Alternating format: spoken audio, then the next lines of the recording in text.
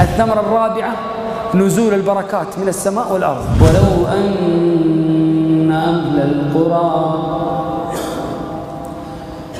أن أهل القرى آمنوا واتقوا لفتحنا عليهم بركات من السماء والأرض ولكن كذبوا فأخذناهم بما كانوا يكسبون.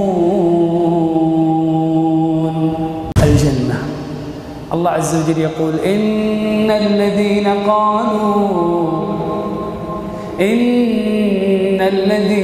قالوا ربنا الله ثم استقاموا فلا خوف عليهم ولا هم يحزنون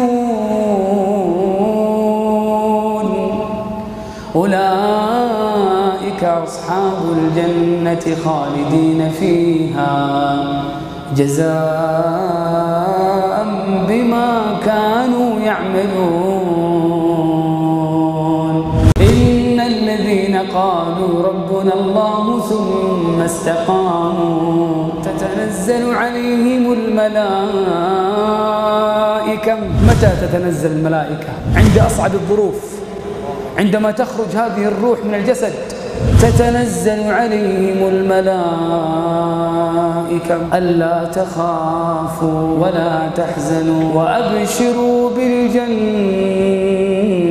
التي كنتم توعدون نحن أولياؤكم في الحياة الدنيا وفي الآخرة ولكم فيها ما تشتهي أنفسكم ولكم فيها ما تدعون نزلا من غفور رحيم. نزلا من غفور رحيم. تبارك الذي نزل الفرقان على عبده ليكون للعالمين نذيرا.